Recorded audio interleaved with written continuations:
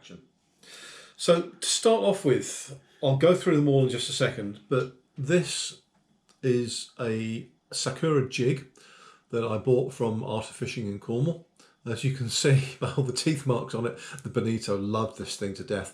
I can't remember what the hook is on the back, but all my hooks are barbless, but a barbless single on the back and a ball bearing swivel on the front, just because it did twist a little bit, and I don't like twisted line even though it's braid. So that was cracking lure, love that.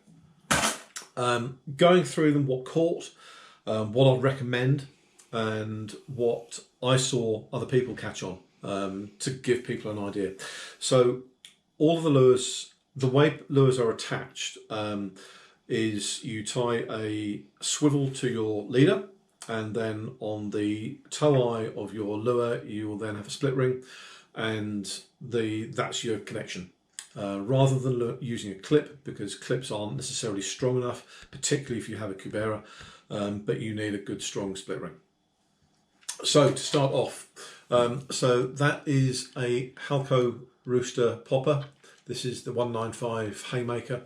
With all my lures, what I've done, except on this one, annoyingly, well, all the other ones apart from this one, I put the weight on them. So just briefly, just to come off that one, as you can see, it's got 80 grams written on it. So I know what they are weight-wise straight away. They come standard with trebles. I've always put a single on its tail, and I turn the front hook into a double. I don't want the extra prong. Obviously it's barbless, but I've left a treble on some of the poppers purely to help them stay in the water. Sometimes I will use a treble rather than a double to keep the lure, the treble hook actually biting into the water, to keep the lure doing that rather than it coming out and skipping as such, so it's not popping. So that I found very useful. I'll go on to makes of swivels and split rings in a minute. So Halco Rooster Popper Haymaker. This is the if you want one of these, just look up Haymaker. That's the biggest size they do in them. Then coming down was this one. So this is 150 grams, as you can see there. This is a Rapala Magnum Explode. Very popular lure. Lots of the guys were using these and catching on them. Make a nice big pop. They cast a mile. Very impressive. They come with pretty good hookwear, hardware on them, like the split rings. As you can see, that split ring is just ridiculously powerful, and that's, as you can see, the cutting points of the trebles. Trebles front and rear, but obviously, as you can see, I've made the front a double, and the back has got a 9-0 hook on the back. As mentioned earlier on, a Halco Rooster Popper that I managed to lose because this bloody fluorocarbon coated mono was either hit by barracuda or the line itself broke. No matter what, that spool went in the bin that night. So that worked on its first cast, very annoyingly. Yet again, as you see, I've got a treble on that one to help it keep it in the water. Weight-wise on this one is 78 grams with these hooks and rings. And as you can see, split ring on the nose. The guy was our guide. So this is a Dave Lewis Destination Angler popper. He's even signed it there. They're all signed. These come without hooks, so it is your choice as to what you put hook-wise on there. Even though it was recommended to have a 4.0 singles on them, I found a 4.0s were just a little bit small. So that's either a 6 or a 7.0. Can't remember which, but 6 or 7.0. And obviously a treble on the belly and split ring on the nose. So that's poppers. The guides out there did like poppers quite a lot. It was nearly all surface stuff we used. So the other thing I took was a Nomad dart wing. This is in a variety of sizes. This is 100 grams it weighs, and it's the 220 size. Comes with single hooks, Bkk single hooks. You'll notice the piece of shrink tube there. The problem with that first hook is that because of how it is, it can bend and want to go fold over the lure. So by putting a piece of shrink tube on there, it can't do that. No matter what you do, that hook, nearly did it now. Right, apart from then, 99.9% of the time, that hook won't go over. In a cast, I never found it. Because I put that on there, it never went over. So that was a useful little tip. If I was doing it again, maybe I'd make the shrink chip slightly longer, just so it goes to the very, very top over the split ring there. So that was the Darkwing. Good skipping action. We caught on these, so they were good. Then one of the prettiest lures I own, made by Jackfin. This is the Stylus 240, 45 grams. Yet again, the trick on the front, because that hook will try and catch the lure, and like that, it doesn't. My first rooster was caught on one of those. It was, well, you won't catch anything on that. I did, first cast. So I was very impressed with that. It's a really pretty, sexy lure. Yeah, Jackfin makes some proper lures. They are quite expensive, but they are very, very nice. Then, if I just do this for you, the lure that caught me more fish than anything else. So this is a Zoroast Asturi 170 in pink, as you can see, 55 grams. That was a killer. I got to the stage of when things were difficult.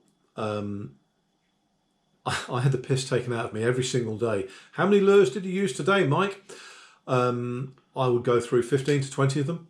The other guys might use 3 or 4. My reason being, if I can show them something they haven't seen before, they might go for it. This was proof. This worked really, really well. And all of a sudden, considering the number I caught, this was worth using and worth swapping and chopping and changing. If they're following, and you get a lot of follows, and they will follow from almost when the lure hits the water all the way back to the boat, so 40 yards potentially, and still not take the bloody lure. It's so frustrating, but such fun and so hard work, because you're winding in. When a guide sees a rooster behind your lure, they go, "Rooster, rooster, wind, wind, wind, faster, faster." You can't wind fast enough. That's difficult to describe, but you can't wind fast enough. And you get the lure back to the boat and the fish hasn't taken it, and you're exhausted. But yeah, so this was worth taking. Nice and noisy, and as I said, it works. Another one to give them something different. So this is a Sakura Mr. Joe. This one, I haven't written on it because it says it on it. It's a 60 gram lure. This did well as well. I had 2 or 3 fish on this. It's not marked, as you can see, I'm lucky to say. But yeah, that did well. Sakura tackle is very popular out in Costa Rica. The guides had a pink one that he lent me.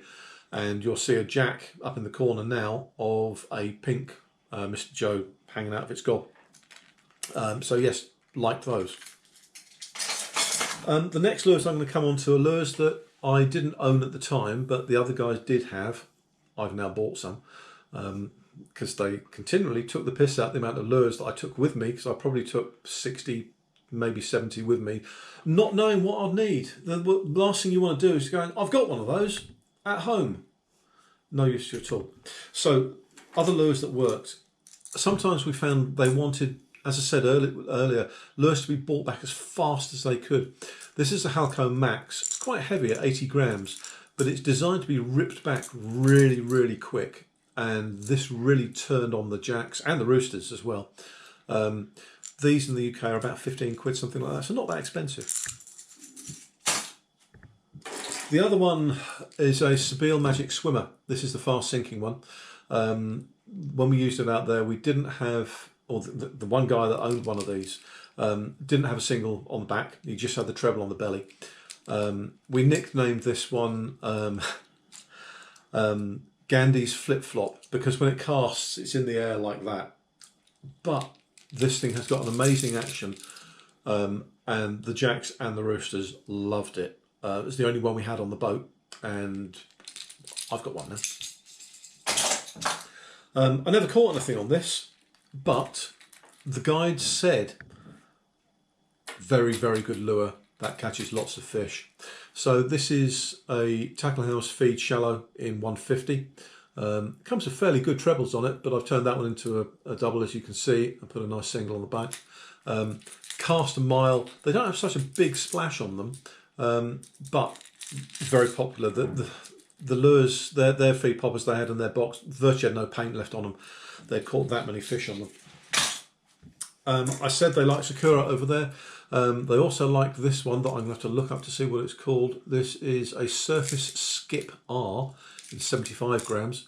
Obviously a surface lure. They had quite a few of these in their box. So these were, again, with no paint left on them. So used well, and they caught lots on them.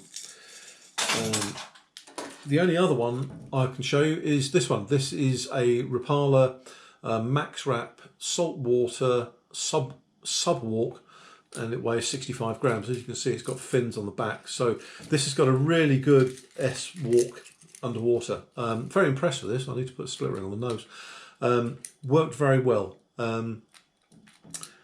That's lures now. Just to talk about how to work them. The poppers.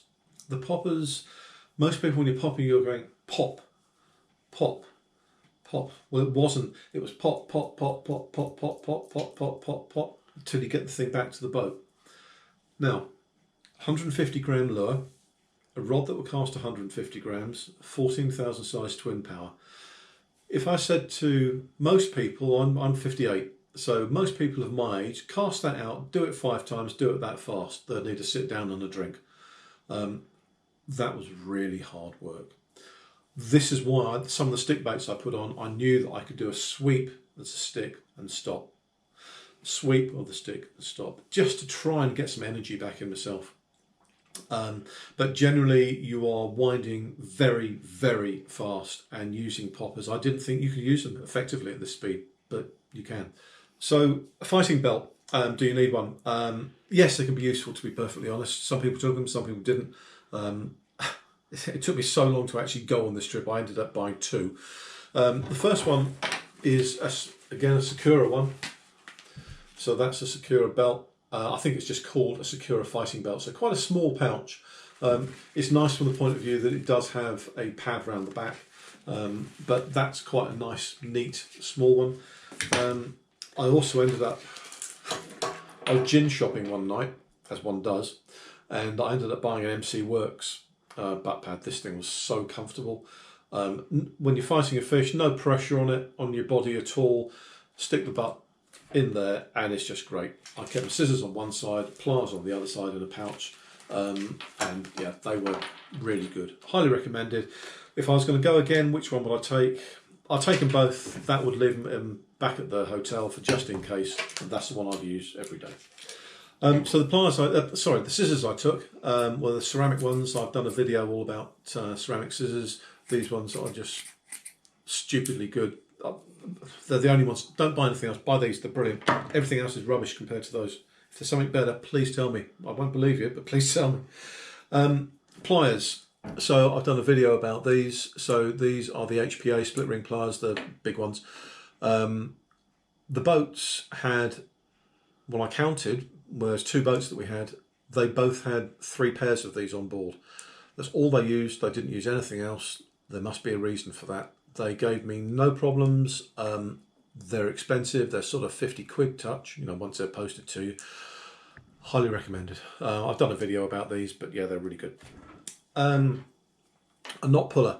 So when you're tying a swivel onto your 180 pound leader, you want to be able to pull it. You can't really hold the swivel hard enough in your fingers, so clipping the swivel on there and then giving it a really good pull makes it very easy. So a knot puller. A FG knot braid puller to try and pull braid out if it's snagged in a rock or anything like that. I've done videos about these, how to make them. You'll also see a video by Constant Angler on his channel of how to make them. But they're out there. Don't spend money. You can spend 30 plus quid on a knot puller. You can make that. I think we made these for something like about 2 or 3 quid each. Yeah, it's a no-brainer. Brilliant things. What have we got now? So swivels. The swivels and split rings. The split rings I took that I used most of were these decoy split rings. Those are the extra heavy ones. These are 150 pound. I took some of the lighter ones. I've got to move them apart so I can see what they are. Those are, oops, £90 ones. And just in case I felt really brave, there's some £200 ones. But the 150s were exactly what I needed. Swivels. There's two makes of swivels that I used. The big ones, those ones, barrel swivels, came from Terry at Gigabyte. So look him up there. I've got a ridiculous breaking strain swivels. These have got 212 pound breaking strain. That swivel is mad. Could lift me just about. These ones weren't from Terry. I can't remember what make they were. They were recommended via Briggsy. Briggsy? Yeah, Briggsy and Monty Tide Crew. So that's the smaller one I used. I used that one on my medium setup. But even these ones have got... they're a size 1. And I can't read it from there, but they're well over 150 kilo breaking strain. I liked a small waterproof box to put them in, so I could take that out of my bag, and it could get a bucket of water over it, and everything would still be nice and dry in there. The bag I took on the boat was two companies make them, both Penn and Abu. It's their collapsible boat bag. That was also my cabin bag on the plane, so I didn't have to take an extra bag. And not that I've got that down here with me. Highly recommended, really liked that. Worked well, one piece of luggage doing two things.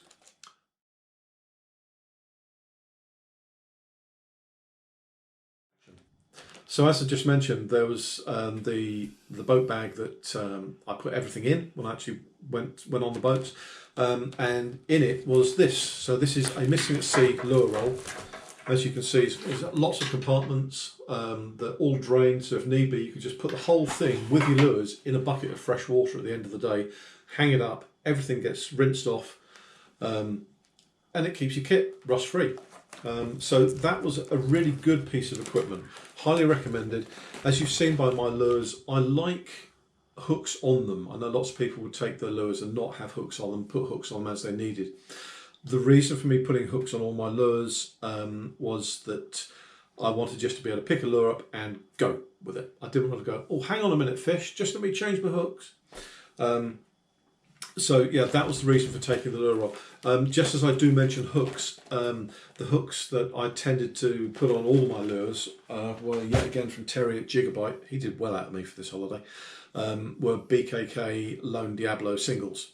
They have got breaking strains on them, but you can lift a car with them. They're very strong, very sharp, and I've not had one of them rust. Another point with the split rings I mentioned earlier on, which is, I think, really important. Those decoy split rings, none of them rusted at all. They did get rinsed every day, but zero rust. And even having been rinsed and dried off now and back hanging up where they should be, they still haven't shown any signs of rust. Every other make of split ring I've tried rusted. So those decoy ones, I really, really recommend them. They were fantastic, as were those Bkk Lone Diablos. But from what I've been told, there's a bit of a supply issue of getting those in the UK from now onwards, but that's not my problem. Next thing I want to talk about was gloves. You'll see in a picture of my Saragossa where the line is pouring off the spool and you can't read the spool because it's blurred. The gloves you see there were these gloves, but on day one. So these gloves, these are Nomad design gloves, so they're leather palmed and breathable backs, which are really nice, really comfortable. These were from Rockmax in the UK, who is quite expensive, but yeah, he's the UK importer, so if you want them, that's where you've got to get them from. What I would suggest is if you're going to buy some of these gloves, you want them as tight as you possibly can. If I just show you with one of them, like these are, let's just see, I've got a size on them somewhere. These are extra large. I've got fairly big hands, I like to think. And when I put on an extra large one, bear in mind they're dry at the moment. They're tight between all my fingers, which is good, but they're still a little bit loose on the ends. I would like to have tried a large, because when they get wet, and they will get wet, they do feel a little bit bigger. But they're good from the point of view that the back of your hand is completely protected as well. from the sun more than anything else. But yes, after 1 week's use, that's what's happened to them. The other ones I took slightly different because I had these ones here. These are the Bkk gloves. These first of all. If I just show you these. Now, the Bkk gloves, Terry at Gigabyte again. He had some of these. I don't think he's got any left now. But these ones are designed for Japanese people, and as a result they are quite tight. So these are an extra large. They're only just big enough, so you can see there, I can pinch there and that's not skin under there. But that tight fit was actually really comfortable to wear. So I like them. You do need gloves. A finger stall will work, yeah, that's not a problem. And some people didn't bother, but if you're casting braid that's that heavy, and particularly if your hands get wet, you know, you're on a boat, you're fishing, for goodness sake, you will get wet hands. It can really mess up your thumb. Get a pair of gloves, your hands will love you for it. Just to carry on with regards to clothing, excuse me, bring my crib sheet back on the table, but I need it. Clothing. It can't be overemphasised that you're in the sunshine all day long for 30 degrees. I live in the UK, my skin isn't used to that. You need protection. Factor 50, obviously. But I found a pair of Craghoppers trousers, which were the lightest weight ones they do, that were SPF 50. So I wore those every day. I had it was an AFCO fishing top, so UV 50 again. It had thumb loops, so the sleeves came up to about there on my hands, gloves over the top, so there's no skin exposed there. Obviously the rest of the shirt, well then there's a buff inside it that can go up to there, and it's got a hood as well, and I had a cap on, so I had no skin exposed to me. As one of the guys who was on the holiday with us said, if I wanted a suntan, I wouldn't have come on a fishing holiday. It wasn't a holiday to get a suntan, and the last thing you wanted to do was go and get sunburn on day one and not be able to fish. So yes, I looked like the white Englishman abroad, but I didn't get sunburn and I could fish all day, every day. That clothing was great from the point of view that we were sweating like hell, but it's wicking stuff, so you're never actually wet. So highly recommended, can't emphasise it enough. Finally, we get on to your body. As Dave said to us on the first day, he said, if you're not pissing a lot, you're not drinking enough. You need to drink a lot of liquid. You'll sweat a lot, which we did. Something I didn't realise, and I was also recommended to take by one of the other guys that have been on these trips before. Every day take a Barocca or some diaurolite, something like that, to get your minerals and salts back into you, because you'll sweat them out. So that was a good tip for next time. Definitely going to be doing it. Finally, get fit. Because COVID is still prevalent, as much as I was going to the gym, as the trip had been cancelled 3 times before, I was desperate not to go and get it the week before I was going. So I didn't go to the gym for 3 to 4 weeks before the trip happened. I wish I had done. This trip was physically demanding, and I can't overemphasize that. You need to get yourself fit or be very young, therefore, by the nature of that, be fitter. Because fitness, it will test your fitness. You'll have aches in places and cramps in places where you didn't know you'd get them before, because you're doing things you don't normally do. So that's pretty much the end of the video. One other thing I will mention, even though Adrian did offer me the option of taking GoPros with me, so I can video it and show everyone, you know, me live fishing, that kind of thing. For me, this is the kind of videos I do. I don't do videos of me actually fishing, because when I'm fishing, I'm fishing. I don't care about YouTube. I might go and take some pictures, stills, and post them on groups here and there, but when I'm fishing for me. So the option of taking a GoPro, I wasn't really interested in. As I said, this is the kind of thing I do. So if you've liked this video, please do give me a thumbs up. Please subscribe. If you've got any questions, please do ask them below. I'm not the best in the world at answering questions, so please do bear with me. You should also find in the About section at the very top of the bar, go all the way to About, and then you should find my email address as a drop down there. So by all means, do drop me an email if that helps. I think that's about it. Many thanks. Bye now.